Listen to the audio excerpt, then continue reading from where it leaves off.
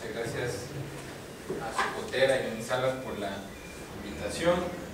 Efectivamente, la idea era iniciar con esta parte del curso en otro momento, pero por una situación imprevista, pues vamos a ir adelantando algunas de las clases. Tengo entendido que se nos va a ir sumando gente conforme vaya pasando la tarde y la noche, entonces creo que por respeto también a quienes temprano llegaron, vamos a empezar. Este módulo de enfermedades terminales no oncológicas es un módulo bastante interesante porque son temas que convencionalmente no se discuten y tal vez en nuestra cotidianidad son bastante comunes. De hecho, la mayoría de las causas de muertes hoy en día en Costa Rica se asocian a enfermedades no oncológicas. Si bien es cierto, en nuestro país se diagnostican más de 9.500 casos de tumores no vasocelulares, muchos de ellos en estadio avanzado, muchos de ellos que nunca se van a curar, muchos de ellos que van a entrar en la fase paliativa. No es esa la principal causa de deceso en los costarricenses. Entonces me parece una propuesta interesante que hace Socoter, la de venir a discutir enfermedades en fase paliativa no oncológicas. Entonces vamos a tener 4 clases. La primera de ellas es una clase absolutamente introductoria, una clase en la que vamos a repasar antecedentes históricos, generalidades del abordaje multidisciplinario que requieren estos pacientes y algunas cosas muy puntuales de las terapias que se ofrecen, pero ese no es el objetivo de esta clase en sí, sino de que conozcan un poco la labor que llevan a cabo los equipos de cuidados paliativos y por supuesto como parte de esos equipos de los paliativistas. A manera de introducción, como yo no he podido acompañarlos con otras clases, tengo entendido que es un grupo multidisciplinario, ¿verdad? Entonces, ya que somos tan poquitos, me gustaría conocer por lo menos su nombre y la profesión que tienen ustedes para yo tratar de adaptarme un poco a sus necesidades. Si gusta, usted. Soy médico general y estoy cursando una maestría de cuidados paliativos. Bien. Mi nombre es Juan Fonseca, yo soy de Alajuela, soy terapeuta respiratorio y tengo una especialidad en neumología. Bien. Mi nombre es Gabriel, trabajo en San Juan de Dios y soy auxiliar en la comunicación. Perfecto. Mi nombre es Ronald Abuelo, trabajo como enfermero en San Juan de Dios. Okay. Mi nombre es José Ortega, soy enfermero y trabajo en el Hospital de la Mujer. Mi nombre es Maribel Navarro y trabajo en cuidado intensivo aquí en Caldera Muerto. Silvia Gómez, trabajo también en la unidad de cuidados intensivos. Muy bien. Entonces, mi nombre pues es Gabriel Carvajal Valdí, yo soy especialista en medicina paliativa. Yo terminé mi posgrado aquí en Calderón Guardia hace un año exactamente. Después de eso hice mi servicio social en un hospital rural, el Hospital William Allen de Turrialba.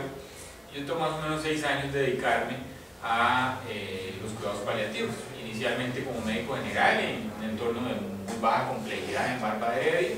Después de eso trabajé en el Centro Nacional de Control del Dolor y Cuidados Paliativos también como médico general. Después hice mi residencia y después de eso pues en el Hospital William Allen hicimos cosas ya muy buenas como especialista y pues ahora me enfrento a un nuevo reto. A partir de la otra semana voy a empezar a trabajar en el Hospital México y espero poder sumarme a un equipo muy interesante. Vamos a plantear entonces para esta charla, que es una charla clara, yo no estoy tan acostumbrado a dar charlas tan extensas, pero bueno, vamos a tratar de que sea dinámica de manera que todos se puedan interesar y que no se me aburran, ¿verdad? Vamos a plantear estos 4 objetivos académicos: realizar una breve reseña histórica del desarrollo reciente de la especialidad en medicina paliativa, introducir las intervenciones más frecuentes realizadas por los paliativistas, introducir las principales escalas útiles en medicina paliativa y establecer las pautas elementales del abordaje integral al final de la vida. Para esto tenemos un reto que tiene que ver primero con definir términos que van a ser repetitivos a lo largo de la charla. Entonces vamos a hablar, bueno, ¿qué son cuidados paliativos? ¿Qué es medicina paliativa? ¿Existe una diferencia entre los cuidados paliativos y la medicina medicina paliativa y qué es una enfermedad terminal en el fondo, que es lo que nos va a ocupar en este último módulo. Entonces, por ejemplo, me gustaría saber si hay alguien que se aventura a dar una definición de cuidados paliativos. Si ustedes han oído hablar, estoy seguro que sí, pero si se aventura a alguien a dar una definición preliminar, llamemos así, de los cuidados paliativos. ¿Qué es eso? Tal vez el doctor que... Un grupo multidisciplinario que consta por un médico, por un enfermero y un psicólogo. Okay.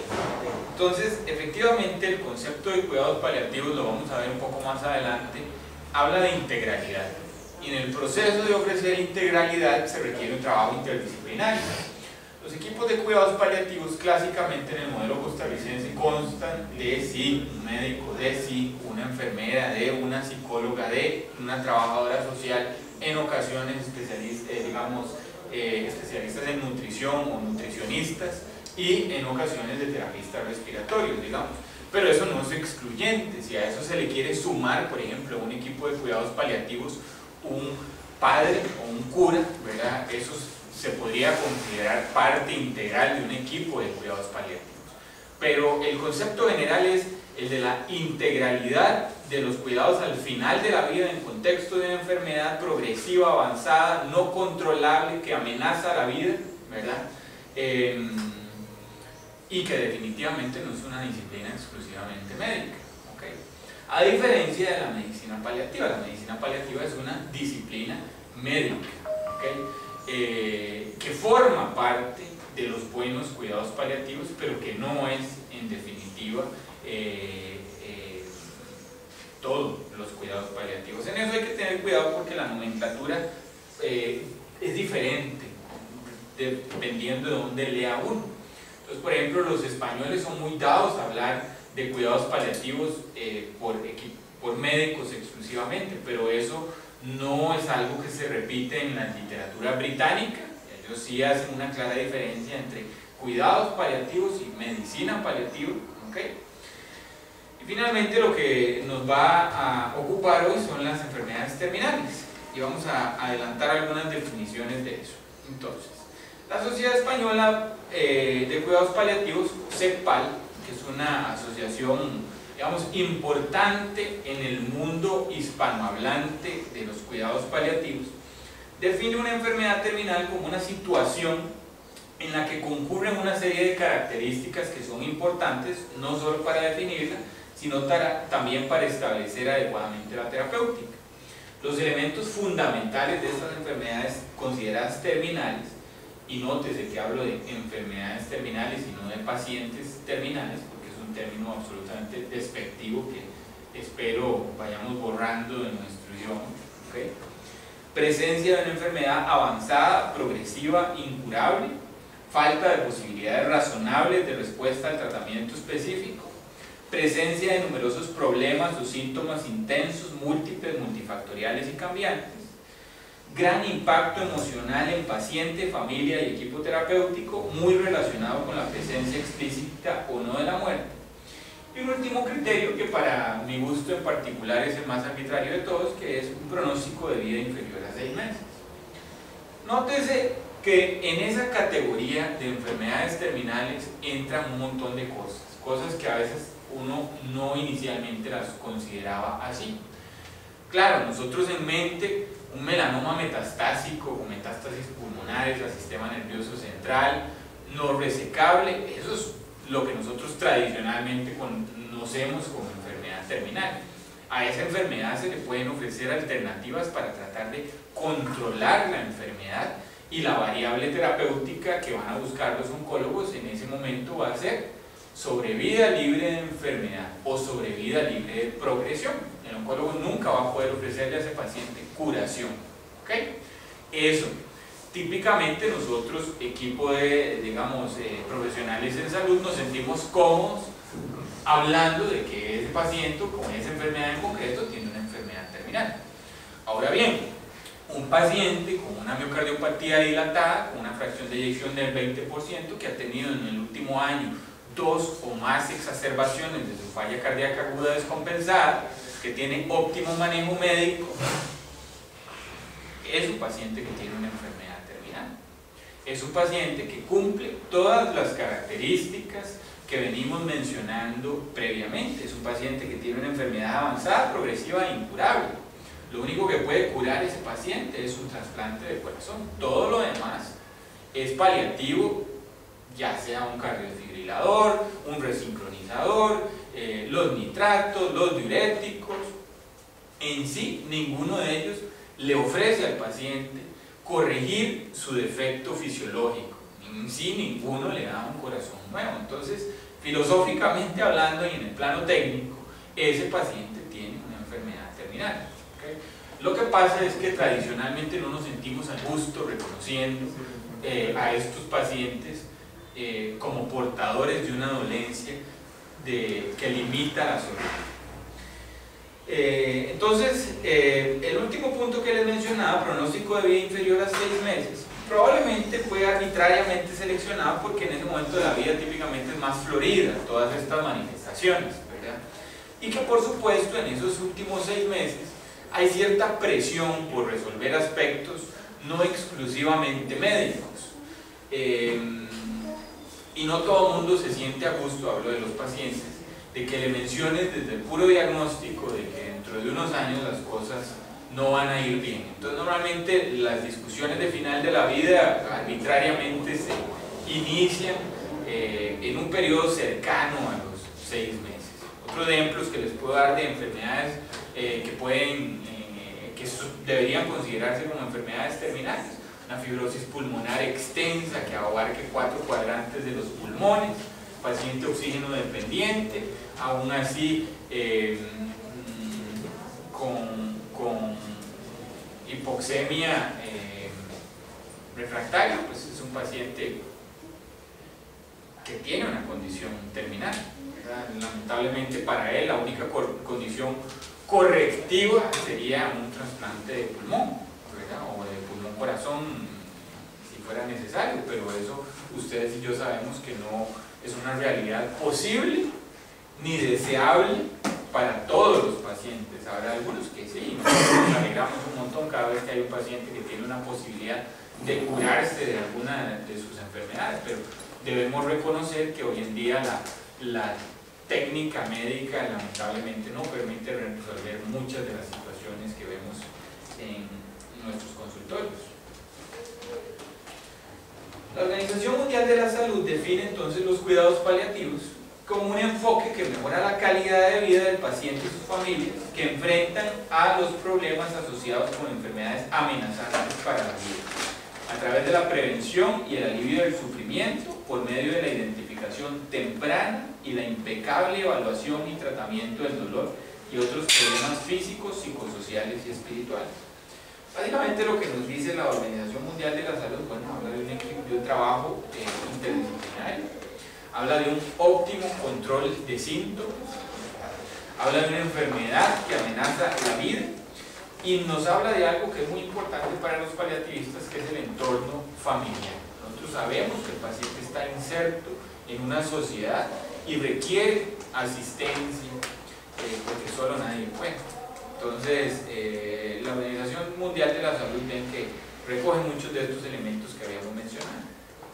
La medicina paliativa es una subespecialidad de la medicina interna que se enfoca en el estudio y manejo de los pacientes con enfermedades activas, progresivas, cuyo pronóstico es limitado, y su objetivo principal es mantener la calidad de vida del paciente y la familia. ¿Okay?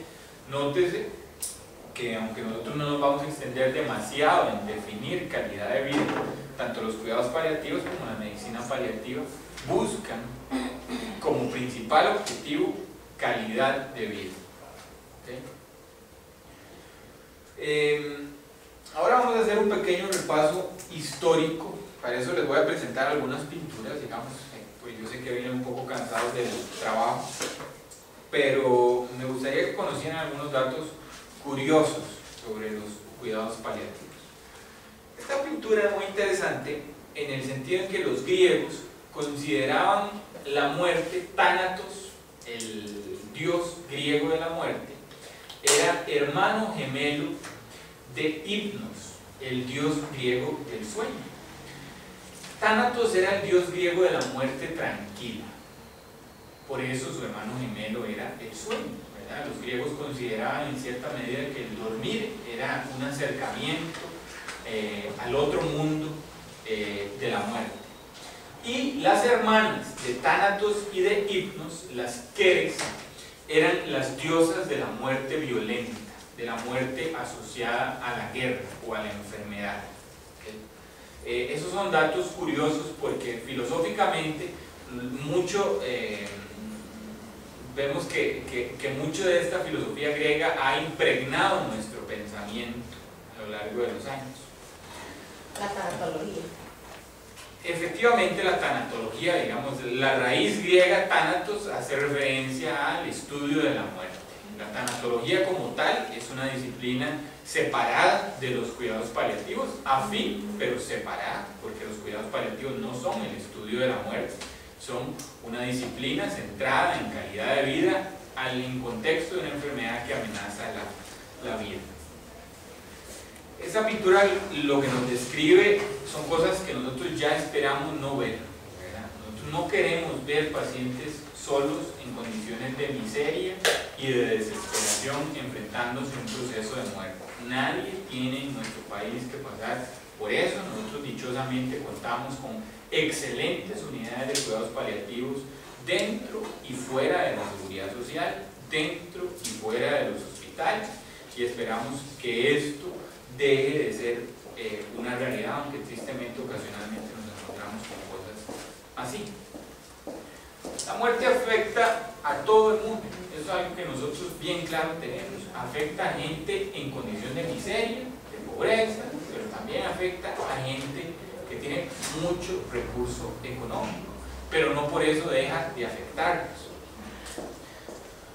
Dentro de las imágenes notables que podemos encontrar como representativas del contexto de final de la vida, está esta pintura que se llama Ciencia y Caridad de Picasso, en la que hace una aparición la figura del médico tal cual lo conocieron tal vez mis abuelos, el médico que hacía su visita, que llevaba todos sus recursos a la casa, a la cabecera del enfermo, ¿verdad?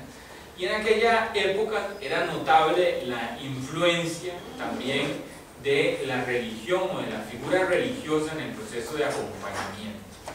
Mucho de eso en realidad aún permanece en cierta medida en el concepto de espiritualidad de los cuidados paliativos. Son cosas curiosas que nosotros vemos. Los pintores también se enferman. Dos amigos cercanos del famoso pintor francés Géricault en su lecho de muerte. En la pintura también se representa la enfermedad y la lealtad de compañeros de enfermedad como los animales. Yo en particular no tengo gran cercanía con los animales, pero he tenido pacientes que los consideran parte de su familia y son cosas que nosotros tenemos que aprender a respetar. Y esta pintura muy bonita, que está de hecho en el cuarto residente de Calderón Guardia, ahí fue donde la conocí, Luke Fields, el doctor, recuerda mucho de una medicina que en cierta medida se ha perdido y que muchos costarricenses recuerdan y les hace falta. Un médico, digamos, impecable, sentado en la cabecera del enfermo, pensativo, que busca ayudar, ese tipo de cosas recurrentemente, sobre todo quien está pendiente de las redes sociales, de los periódicos, todo eso, vemos que existe cierto rencor hacia el cambio de paradigma que ha tenido la medicina en los últimos 40 años. Los médicos también se enferman. Este es un retrato de final de la vida del famoso patólogo francés Bichat, acompañado por dos de sus colegas. Y esta imagen la pongo porque siempre que hay alguna actividad relacionada con cuidados paliativos, por alguna razón ponen eso en los afiches, pero bueno, por alguna razón es que la gente identifica este gesto de tomar la mano como el gesto más básico y solidario que puede ofrecer un proveedor de salud en cuidados paliativos a sus pacientes, ¿verdad? Es algo bien interesante porque en realidad todas estas imágenes son tomadas de afiches, de actividades que se hayan hecho alrededor de temas de cuidados paliativos en los últimos 3 años. La figura representativa de los cuidados paliativos más hacia la modernidad, llamémoslo así, como un traslape de los cuidados paliativos, por decirlo entre comillas, primitivos que se ofrecían previamente por religiosas en hospicios, sin supervisión médica o sin supervisión en todo caso por un profesional de salud. Es un ejemplo clásico la Madre Teresa de Calcuta, ¿verdad? Que un entorno de absoluta miseria en la India principalmente desarrolló una práctica de ofrecer cuidados elementales a personas con enfermedades avanzadas, que me gustaría decir que todas eran enfermedades terminales, pero muy posiblemente eran enfermedades terminales por su contexto de miseria. Muchas de estas personas morían de condiciones perfectamente curables, tuberculosis, ¿verdad? O cronificables como HIV. Pero bueno, en su contexto inmediato lo que esta mujer nos enseñó es que incluso en la absoluta miseria es posible ofrecer cuidados elementales y dignificar al enfermo y a su familia ofreciendo acompañamiento elemental. ¿Okay? Y esta persona lo cambió todo. Tal vez ustedes en este momento no les suene demasiado, pero esta mujer, Cicely Saunders, es la mujer que cambió el paradigma de atención de los cuidados paliativos. Una mujer británica, nacida en 1918, que vivió los embates de la Segunda Guerra Mundial. Cicely Saunders estudió inicialmente enfermería en el periodo de 1940 a 1944. Posteriormente inicialmente ella lo que estudió fue enfermería y posteriormente lo que nosotros llamaríamos un equivalente de trabajo social. Después de esto, lamentablemente tuvo alguna condición de salud que le impidió ejercer como enfermera. Creo que tenía alguna condición ortopédica de espalda que le impidió trabajar como enfermera, pero ella muy temprano en su vida profesional se dedicó a la atención de pacientes con condición de vida limitada, inicialmente como enfermera, luego como trabajadora social en un hospicio, y en un hospicio donde había un médico cirujano voluntario. Ella propuso cierto número de cambios que debían hacerse en la atención de estos enfermos que recibían absolutamente los cuidados de acompañamiento más elementales, rudimentarios que uno pudiera considerar. Bueno, ella le ofreció a un cirujano el hacer ciertos cambios y él, muy dentro de la testarudez propia de algunos colegas, le dijo que si ella quería cambiar las cosas, realmente lo que iba a tener que hacer era ser médico, porque los médicos no escuchamos a otros que no sean médicos. Cosa que ella se tomó muy en serio y a sus 39 años empezó a estudiar medicina. Se graduó como médico y entonces noten que Cicely Saunders en realidad terminó siendo en sí un equipo completo de cuidados paliativos, ¿verdad? Enfermera, trabajadora social y médico paliativista. Obviamente en esa época el concepto de cuidados paliativos ni siquiera existía y ella lo que ofrecía era cuidados de hospicio. Como tal, la especialidad tampoco existía, entonces ella fue pionera en ese contexto. Estamos hablando de la Inglaterra de la posguerra. Y como mujer brillante que era, hizo mucha investigación. De hecho, Cicely Saunders tiene más de 50 publicaciones en revistas científicas, publicaciones que hasta hoy en día muchas de ellas generan debate, ¿verdad? Por ejemplo, estos son títulos de algunos de esos artículos. Entonces, limitación de la nutrición y de la hidratación en los pacientes terminales, los cuidados de las etapas terminales del cáncer, enfermedad de motoneurón, vean que ya en ese entonces Cicely Saunders hablaba de enfermedad terminal no oncológica como esclerosis lateral amiotrófica, ¿verdad? Y bueno, un sinnúmero de publicaciones que vinieron a sumar, a generar un cuerpo de evidencia científica para justificar la praxis que ella venía desarrollando en entornos muy limitados en recursos. Hay que recordar que para ese entonces específicamente, el enfermarse con una condición no curable significaba ser desechado del sistema de salud. Significaba que ya no se le podía ofrecer nada. Literalmente esa frase que todavía hoy en día uno escucha y a título personal me enfurece, que es que le dicen a la gente, ya no hay nada que hacer, ¿okay? Bueno, eso es terrible porque las personas se sienten desechadas, pero en ese momento era el estándar, y en ese momento era, ya no hay nada que hacer, manda para la casa para que se muera, ¿verdad? Y Cicely Saunders buscó cambiar ese paradigma. Primero, borrar esa idea de que no hay nada que hacer. Hay un montón de cosas siempre que hacer. Pudiera ser que no haya nada que hacer para curar la enfermedad, eso definitivamente lo reconocemos, pero de que hay un montón de cosas para asegurar calidad de vida, para asegurar control de síntomas, para asegurar el bienestar del paciente, de su entorno y el bienestar biopsicosocial, eso pues siempre hay cosas que hacer. Entonces Cicely Saunders fue pionera en ese aspecto.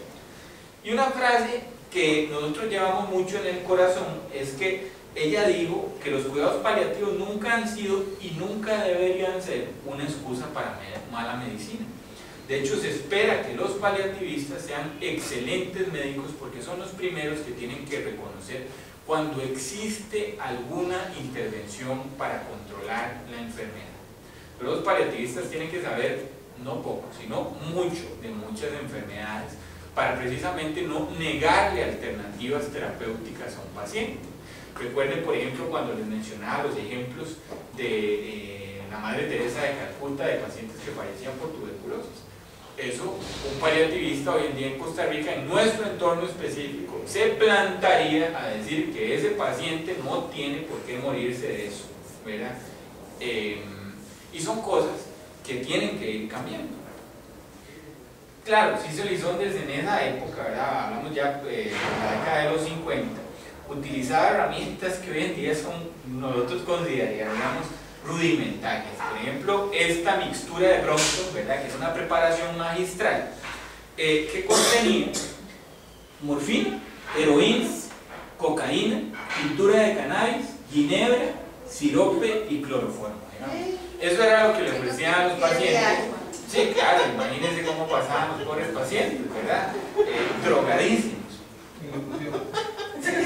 Oral, era una mixtura, la tintura de Brompton. En todo caso, nótese que bueno, hay que empezar desde cero, ¿verdad? Hay que empezar desde cero, hay que empezar por decir, estos son los 50, eso tampoco es hace tantísimos años, ¿verdad? Hoy en día a nadie le choca escuchar morfina, metadona, fentanil, buprenorfina, esas son cosas que ya forman parte, digamos, de nuestro bagaje como proveedores en salud, pero en esa época eso era lo que se utilizaba. Ahí lograba el objetivo, no tenía dolor. No tenía nada, digamos, el paciente no tenía nada. Pero ven que Cicely Saunders entonces dice, voy a empezar de cero. Voy a empezar entonces ensayos clínicos elementales. Yo creo que eso no es lo mejor. Voy a empezar entonces a comparar mixtura de Brompton con solución de morfina oral para ver cuál es mejor. Y claro, los resultados en esa época a nosotros no nos sorprenden, ¿verdad? A nosotros no nos sorprende decir, bueno, probablemente al paciente le vaya mejor el control del dolor y menos efectos adversos con solo morfinita oral que con aquella mezcla estratosférica, ¿verdad? Y lo que sí supo hacer siempre Cicely Saunders fue rodearse de profesionales de excelencia. Por ejemplo, este artículo en particular lo publica Ronald Melzack. Ronald Melzack, que es un médico brillante en el campo de medicina del dolor, tiene un libro increíble que se llama Medicina del Dolor y es uno de los padres fundadores de la disciplina que se dedica enteramente al estudio del dolor. Entonces, una mujer inteligente que sabe rodearse de gente inteligente. y que también propuso cosas novedosas, como cuáles, ya dijimos, morfinita oral, ¿verdad? La vía oral hasta donde sea posible, administrar la medicación en tiempos regulares y no solo dosis de rescate. Para nosotros ni nos parece lógico que un paciente tenga mejor control de su dolor si se le da a intervalos regulares dosis menores y entonces pasa mejor controlado a lo largo del día, versus lo que se hacía antes, que era esperar a que el paciente estuviera prácticamente gritando, implorando por analgesia, para meterle un bombazo, un bolo de morfina, para que estuviera sedado, vomitando el resto del día, para esperar otra vez a que él volviera a suplicar por analgesia. Digamos, eso es el contexto de esa época. Yo sé que hoy en día uno le cuesta imaginárselo, por dicha yo eso nunca lo he vivido, ya hoy en día forma parte de los conocimientos que todos compartimos. Pero esas son cosas que ella en su época publicó. Ella dijo, no, mire, vamos a tomar un grupito de pacientes, a uno le vamos a dar solo morfina de rescate y al otro solo le vamos a dar morfina a intervalos regulares. Vamos a ver cuál usa menos y cuál le va mejor, ¿verdad? Y resulta ser que pues ella tenía razón. Otro concepto interesante que ella propuso es el concepto de dolor total. No sé si alguna vez lo han escuchado, pero Cicely Saunders hablaba de que el dolor tiene un componente biológico, tiene un componente psicológico, tiene un componente social y tiene un componente espiritual. Eso es lo que ella llamaba dolor total. En algunos pacientes predominará algún componente sobre otro, ¿verdad? En algún paciente predominará el componente biológico del dolor, en cuyo caso habrá que buscar alguna solución analgésica, farmacológica o no farmacológica para eso. Pero en otros pacientes claramente predomina el componente psicológico o el componente espiritual, en cuyo caso la solución no va a ser morfina, porque el dolor espiritual, como decía el presidente de la Sociedad Española de Cuidados Paliativos, el dolor del alma no se quita con morfina, ¿okay? Eso se quita con otras cosas, ¿verdad? Y todas estas son cosas que ella publicó y que luego tuvieron validación fisiológica. De hecho, Ronald Melza, que en la década de los 80 define que el dolor tiene tres componentes: un componente emotivo motivacional, un componente sensitivo discriminativo y un componente cognitivo, con una base neurofisiológica claramente definida. Es lo mismo que decía Cicely Saunders 20 años antes, nada más que en palabras un poquito más rebuscadas. ¿Okay? Entonces, una mujer brillante, excelente clínica, excelente persona, ¿verdad? Eso, nosotros no podemos desligar los hitos de la carrera de Cicely Saunders de su praxis cotidiana. Era una mujer tal cual la describen diversas publicaciones, como muy devota a sus pacientes. Y estas son algunas publicaciones viejas que repiten esto que yo les decía. Pues resulta que alguien investigó algo que hoy en día nos parece evidente, que es mejor dar dosis más pequeñitas, regulares, ¿verdad? Versus el abordaje anterior, que era dar bolos cuando el paciente tenía dolor y eso le producía alteración del sensorio, vómitos, prurito, ¿verdad? Todas las cosas malas que pueden pasar agudamente por opioides. Les comentaba que ella supo rodearse de gente excelente y eso es algo que también favoreció mucho la validación de su praxis y su reconocimiento internacional.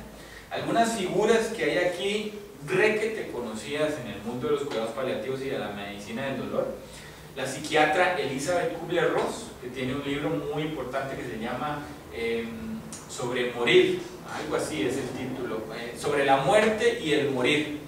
Elizabeth Kubler-Ross fue quien describió las fases del duelo, ¿verdad? Recordarán ustedes una etapa de negación, una etapa de enojo, una etapa así, ¿verdad? Esa secuencia, bueno, fue Elizabeth Kubler-Ross, y ella, por decirlo así, estuvo colaborando activamente con uno de los hospicios que fundó Cicely Saunders. El doctor Balfour Mount, un urólogo dedicado a la oncología quirúrgica canadiense, fue el primer fundador de un equipo de cuidados paliativos, de una unidad de cuidados paliativos en nuestro continente, en Canadá, en Ontario. Bueno, él estuvo en la unidad de cuidados paliativos que desarrolló Cecil Saunders. Y el doctor Ronald Melzack, que desarrolló mucho de la teoría de medicina del dolor, de las vías del dolor, neuromodulación, todas estas cosas que hoy en día nosotros sabemos sobre dolor, él las desarrolló en conjunto con Cecil Saunders. Entonces, para hacer grandes cosas hay que rodearse de gente grande.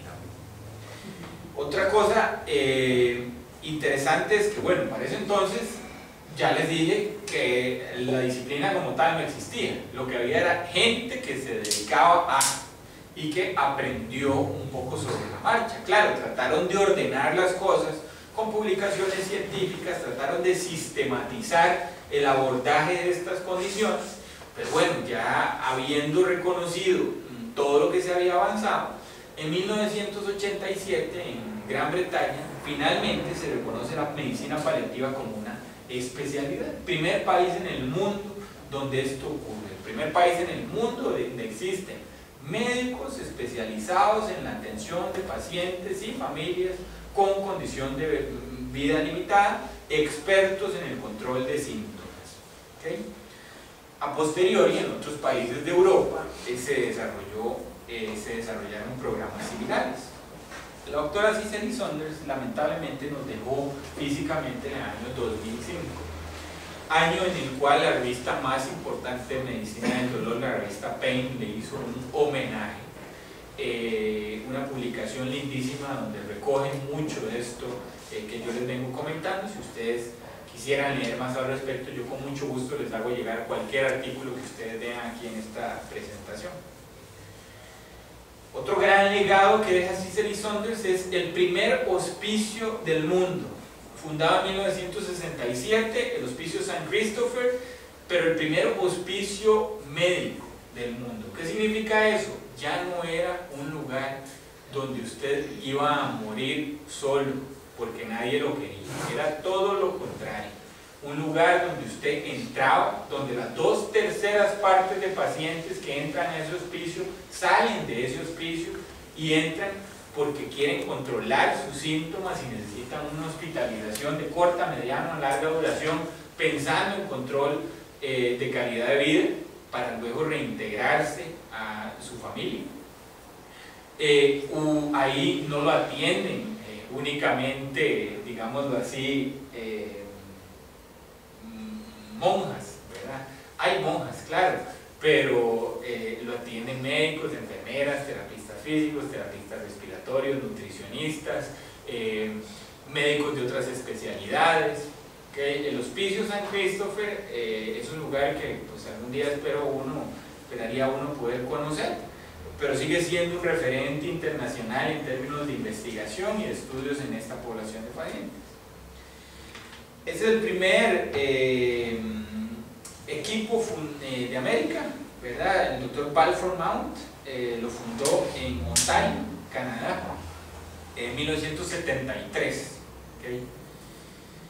Y estos son un cuadro resumen, yo luego les puedo facilitar la presentación, que lo que describe es un poco lo que venimos hablando, un traslape desde la Edad Media hasta principios o mediados de 1900, en el que simplemente la atención del final de la vida era algo que no le correspondía a los profesionales en salud, era algo que era deber de las religiosas. Entonces muchos hospicios era únicamente la labor religiosa de acompañamiento.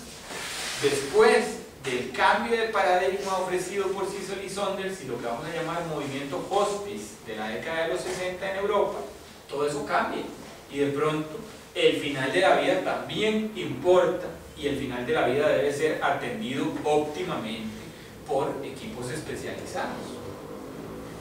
En nuestro país la historia es más reciente. En nuestro país la historia data formalmente, porque probablemente informalmente mucha gente se dedicara a esto incluso antes de la década de los 90. Sería, digámoslo así, tonto pensar que ningún médico, ninguna enfermera antes que en 1990 le dedicó cariño y estudio a sus pacientes en condición de vida limitada antes de 1990. Eso yo lo pongo en duda, ¿verdad? Pero digámoslo que la historia necesita fechas, números, personas, ¿verdad? Y entonces es lo que les vamos a dar aquí. En Costa Rica, el inicio de los cuidados paliativos lo hacen dos personas, o por lo menos dos personas fundadoras. Una de ellas, la doctora Lisbeth Quesada Tristán, reconocida paliativista del Hospital Nacional de Niños, ex defensora de los habitantes. En adultos, el campo lo desarrolló principalmente el doctor Isaías Salas Herrera, el director del Centro Nacional de Control del Dolor y Cuidados Paliativos.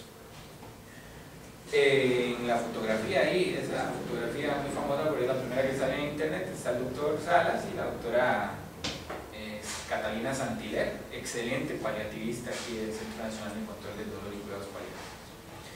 Cronológicamente lo que ha sido publicado es esto. La primera unidad de cuidados paliativos en realidad no fue ni la de niños ni la del Calderón Guardia. La primera unidad de cuidados paliativos fue la unidad de cuidados paliativos del Hospital Max Peralta, que se fundó el 2 de abril de 1990. En octubre de ese mismo año, la doctora Lisbeth Quesada fundó, junto a la doctora Ivette García, la unidad de cuidado paliativo pediátrico del Hospital Nacional de Niños. Eso para nosotros es un gran orgullo a nivel nacional e internacional, porque es la primera unidad de cuidado paliativo pediátrico de Latinoamérica, y eso no es poca cosa. Una unidad que todavía funciona bajo la dirección de la doctora Quesada. En 1990, ese mismo año, el Hospital San Rafael de Alajuela nombró una delegación con el fin de establecer los lineamientos para dar inicio a la creación de la unidad de cuidados paliativos de Alajuela. En 1991, el exdirector del Calderón Guardia, el doctor Luis Paulino Hernández, le permitió al doctor Isaías Salas crear la primer clínica de control del dolor y cuidados paliativos del país. ¿Okay? En 1994 se fundó la unidad del San Juan de Dios. Ese mismo año se constituyó la primer fundación pro clínica del dolor, que eso tiene particular importancia desde el punto de vista administrativo, porque prácticamente todas las unidades de cuidados paliativos del país que trabajan para la seguridad social tienen un respaldo de una fundación independiente de la seguridad social. Eso es muy importante y ha permitido hacer grandes cosas en contexto de las limitaciones que pueda tener la seguridad social. En 1999 la Clínica del Dolor se transformó, cambió de nombre, pero no de lugar ni de forma de trabajo, en el Centro Nacional de Control del Dolor y Cuidados Paliativos.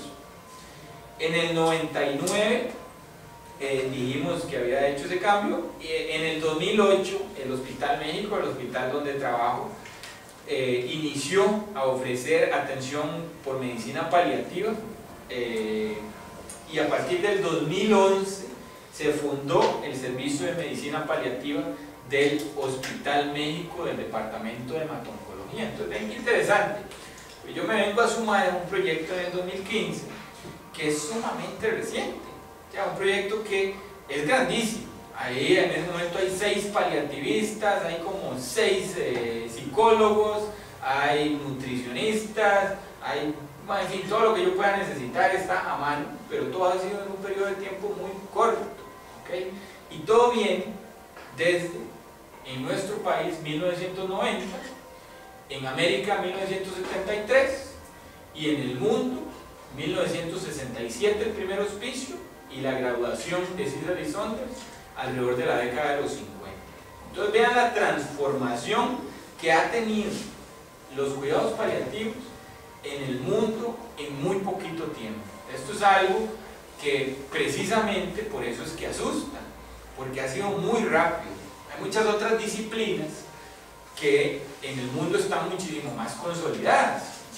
Le hablan, por ejemplo, de un especialista en neumología, que neumólogos han existido desde los 1800, ¿verdad? Pero paliativistas existen desde el final de la década de los 90. ¿Okay? Entonces es normal que este tipo de cosas todavía suenen extrañas, pero créanme que a futuro no será así, va a ser algo perfectamente natural. Costa Rica tiene varias ventajas que me gustaría que conocieran. Costa Rica tiene un marco legislativo de envidia para otros países. Nosotros tenemos leyes que apoyan a los paliativistas o los equipos de cuidados paliativos, a los pacientes en condición de vida limitada. Un ejemplo de esto es la ley 7756. Todos ustedes deberían conocerla, es lo que a veces la gente llama la licencia para cuidadores, ¿verdad? Como en nuestro país la Seguridad Social no tiene capacidad operativa para ofrecerle a todo paciente una enfermera 24 horas, un médico 24 horas, disponibilidad de equipo 24 horas en su casa, y tampoco queremos internar a los pacientes innecesariamente, pues la solución que surgió era ofrecer liberar de la carga laboral a un familiar o ser querido del paciente. Una ley que yo la veo como una absoluta ventaja para poder ofrecer atención y acompañamiento en contexto de vida limitada. Luego la pueden leer con calma, es un texto realmente muy corto, pero todos los profesionales deberían conocer esta ley, ¿verdad? Ley 7756, porque aún todavía es un recurso muy subutilizado en nuestro entorno. Muchos pacientes fallecen sin saber tan siquiera que en algún momento tuvieron la oportunidad, solo mediante un pequeño papel, ¿verdad?, de tener acompañamiento por un ser querido al final de la vida.